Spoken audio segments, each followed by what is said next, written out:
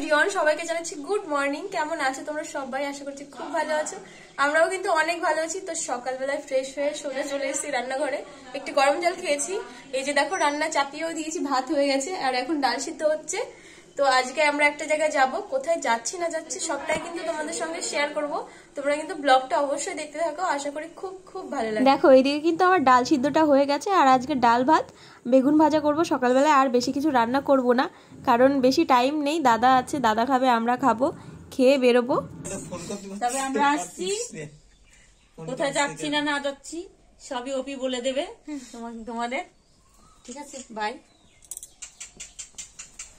দেখো আমরা কিন্তু রেডি হয়ে বেরিয়ে পড়েছি। আর এই যে দেখো গ্রামের থেকে অনেকেই যাবে, একসঙ্গে যাব আর কি। ওই জন্য সবাই কিন্তু দাঁড়িয়ে আছে, বাসের ওয়েট করছে। আর বাস কিন্তু চলেও এসছে। আমার ফোনে বেশি চার্জ ছিল না, পাওয়ার ব্যাংকটা থেকে একটু চার্জ দিলাম। এখন আমরা আছি হচ্ছে পলাশী বাজারে। আর হ্যাঁ, তোমাদের তো বলাই হলো না যে আমরা কোথায় যাচ্ছি। আমরা যাচ্ছি হচ্ছে পূর্ব বর্ধমানের কাটোয়ায় সুখ গোসাইয়ের বাড়িতে। তো ওখানে দোলযাত্রা উপলক্ষে অনুষ্ঠান হবে আর দোল উৎসব পালনও করা হবে। তো সেখানেই আমরা গ্রামের থেকে অনেকেই যাচ্ছি একসাথে বাসে করে। আর আমার তো ঠান্ডা লেগেছে, কি আর বলবো, ভীষণ হাওয়া আসছিল জানলা দিয়ে। আর অনেকেই ছিল আর কি বাসের মধ্যে যারা জানলা বন্ধ করতে দিচ্ছিল না, কারণ বাসে অনেকেই ছিল।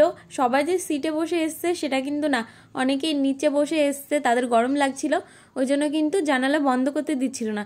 দেখো কথা বলতে বলতে কিন্তু আমরা চলে এসেছি ভাগীরথী হুগলি নদীর তীরে। এই নদীটা পার করেই যেতে হবে সুখ গোসাইয়ের বাড়িতে। তোমরা কারা কারা এসছো আমাকে কিন্তু কমেন্ট করে অবশ্যই জানিও। আর এখানে প্রচণ্ড রোদ ছিল আর রোদের তাপও যা ছিল দুপুরের সময়। এখন মোটামুটি বাজছে 2টো মতন। তো দেখো আমরা সবাই কিন্তু এখন ফেরিঘাটের দিকে যাচ্ছি। ওইগুলো অসুবিধা, কিন্তু পা ভেঙে যাবে, দেখে চলো। না আসলে বুঝতে যাবে না, দেখি একবার দুইবার আসলে ঠিক হয়ে যাবে। দেখো আমরা কিন্তু পৌঁছে গেছি। আমরা সব কিছু ঘুরে ঘুরে একটু দেখছিলাম, মা আর আমি। আর সব ঠাকুরকে প্রণাম করে সব কিছু দেখে আর ফোনটাকে একটু চার্জ দিলাম।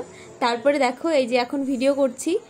এদিকটায় দেখো সবাই মানে যার যার জায়গা নিয়ে নিয়েছে।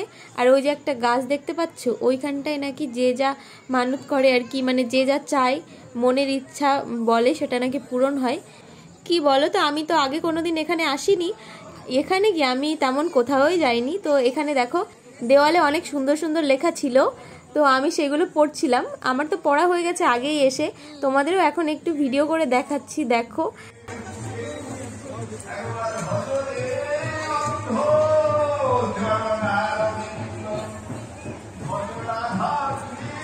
নাম্বার আছে, ফোনে আছে, ফোন করে নেবে।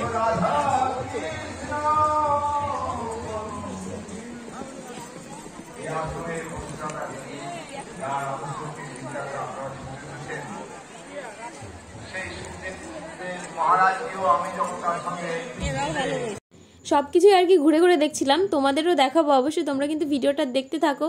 এই যে যে মন্দিরটা দেখতে পাচ্ছ পেছনে সাদা রঙের, এটা কিন্তু সমাধি মন্দির। মানে সুখ গোসাইয়ের মৃত্যুর পরে, মানে দৈহিক মৃত্যুর পরে ওনাকে এখানে রাখা হয়েছিল মাটির তলায়, তার উপরে এই মন্দিরটা করা হয়েছে। কত সুন্দর তাই না বলো মন্দিরটা? আর এই যে ওই দিকটায় দেখতে পাচ্ছ, এখানে হচ্ছে স্টেজ করা হয়েছে, মানে এখানে অনুষ্ঠান গান বাজনা হবে ঠাকুরের। তো আর এই দেখো সবাই মানে আসর বলা হয় এটাকে, আমাদের এখানে সবাই বলে যে আসর, গানের আসর। তো এখানে আসরে সবাই নিজের নিজের জায়গা করে নিয়ে বসেছে। দেখো এখনও কিন্তু অনেক মানুষ আসেনি। আজকে হচ্ছে দোল উৎসবের আগের দিন, মানে আমরা আগের দিন গেছিলাম। ভিডিওটা আমি পরে এডিট করে দিচ্ছি। জানো তো ওখানে তো ওয়াইফাই নেই আর ফোনে চার্জ দেওয়ার খুবই সমস্যা ছিল।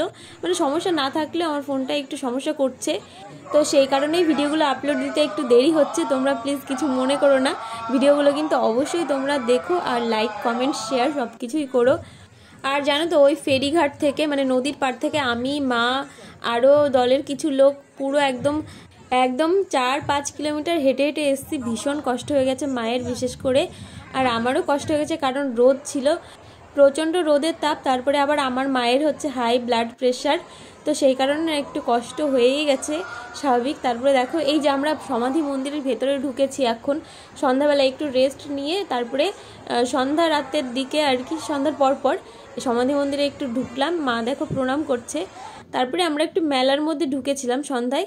রোদের মধ্যে এসে একটু রেস্ট নিয়ে আমরা কিন্তু প্রসাদ খেয়ে নিয়েছি, ভাত ডাল, তারপরে আরেকটা ঘ্যাট টাইপের তরকারি ছিল, তারপরে জল খেয়েছি। আর এখন মনে হলো যে একটু আখের রস খাই, মিষ্টি মিষ্টি বেশ ভালোই লাগবে খেতে।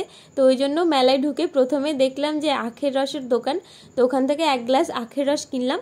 আমি অনেকটা খেয়েছি, মাকে একটুখানি দিলাম, মা বেশি খেতে চায় না মিষ্টি এখন, আর মায়ের মিষ্টি খাওয়া ঠিকও না এখন, ওই জন্য মিষ্টি খায় না। মেলাটা কিন্তু বেশ বড়ই বসেছিল, দেখো অনেক রকমের জিনিসপত্র আছে, কিন্তু আমার তো কোনো কিছু পছন্দ হতেই চায় না, ওই জন্য না আমি বেশি কিছু আজকে তো কিনবো না, সেটাই ভাবছি। কালকে আবার আসবো মেলায়, তখন দেখি কিছু কেনা যায় কিনা। তো তারপরেও যদি পছন্দ হয়ে যায় কিছু, চলো তাহলে কিনবো, না হলে কিনবো না। এদিকে বিশেষ আকর্ষণীয় মেলার বিশেষ আকর্ষণীয় দোকান হচ্ছে 10 টাকার দোকান, 20 টাকার দোকান, 15 টাকার দোকান, 30 টাকার দোকান, আর হচ্ছে 35 টাকার দোকান। মেলায় ঢুকে আমি সবচেয়ে বেশি সময় ধরে এইসব দোকানের জিনিসপত্রই দেখেছি, মানে যা কিছু নেবে সব একই দাম। বেশ ভালো ভালো জিনিসও ছিল ওর মধ্যে, আর কি দেখে নিতে হবে। আর এইদিকে দেখো আরেকটা আকর্ষণীয় দোকান, সেটা হচ্ছে মেয়েদের কানের দুল আর হচ্ছে ক্লিপ এইসবের দোকান। ওইটা তো দেখলেই খুব সুন্দর লাগছিল, মানে দূর থেকে যে কোনো মেয়ে একবার না একবার তাকাবে এই দোকানে, না তাকিয়ে থাকতেই পারবে না। তো মেলাটা একটুখানি ঘুরলাম, মানে 2 লাইন মতন ঘুরেছি, এখনও পুরো মেলা ঘুরতে বাকি আছে। আর এখন আজকে ঘুরবো না, দেখো চলে এসছি, আজকে সবাই একটু ক্লান্ত, ওই জন্য মা আমি কেউই বেশি ঘুরলাম না। এখানে কিন্তু আমরা ঘুমবো জানো তো আজকে। এই যে দেখো বৌদি দাদা এসছে, সবাই এসছে, কাকা, অনেকেই, আমরা এক জায়গায় ঘুমাবো আর কি, আলাদা আলাদা মশারি, আমি আর মা একটা মশারিতে ঘুমাবো। তো আমরা না মশারি নিয়ে এসছিলাম না, ওই পাশের কাকারা আমাদের একটা মশারি দিল, তো সেইটাতে আমরা ঘুমাবো। দেখো এখন মশারিটা টাঙাচ্ছি। প্রথমে যখন এখানে এসছিলাম তখন কিন্তু মশা ছিল না জানো তো, আস্তে আস্তে যত রাত বাড়ছে তত কিন্তু মশাও বাড়ছে, ওই জন্য দেখো মশারি টাঙিয়ে নিচ্ছি। আর ওই দাদারা যদি মশারি মানে নাও আনতো এক্সট্রা, তাহলে কিন্তু মেলায় 100 টাকা করে ভালো ভালো মশারি পাওয়া যাচ্ছিল। আমরা আর কি ভেবে নিয়েছিলাম যে ওই 100 টাকা দিয়ে একটা মশারি নিয়ে আসবো মেলা থেকে। আমি মশারি টাঙাচ্ছিলাম, 3 কোণা আমি টাঙালাম, তারপরে দাদাও কিন্তু আমাদের মশারি টাঙিয়ে দিল, মানে 1 কোণা টাঙিয়ে দিল, আমাদের হেল্প করলো আর কি। একটা দড়ি কম ছিল, ওই জন্য দাদা কেটে একটা দড়ি টাঙিয়ে দিল আমাদের। আর হ্যাঁ, একটা কথা তো বলাই হয়নি, মানে অলোকদা কিন্তু বাস ঠিক করেছে আমাদের জন্য, মানে আমাদের ফ্রি বাস, আমাদের কারোরই কোনো ভাড়া দিতে হয়নি বাসের। দেখো আজকে যেটুকু দেখেছি এখানে এসে আমার কিন্তু খুব ভালো লেগেছে। আগামীকাল আরও অনেক কিছু দেখতে বাকি আছে, সেগুলোও দেখবো, তো তোমাদের সঙ্গেও শেয়ার করব। যদি তোমরা এই ভিডিওটা ফেসবুক থেকে দেখে থাকো তাহলে আমার পেজটা ফলো করে দিও, আর যদি ইউটিউব থেকে দেখে থাকো তাহলে কিন্তু চ্যানেলটা অবশ্যই সাবস্ক্রাইব করে দিও নেক্সট আপডেট পেতে। খুব তাড়াতাড়ি ব্লগ আসছে। আর আজকের ব্লগটা এখানেই শেষ করছি, দেখা হবে নেক্সট ব্লগে, টাটা।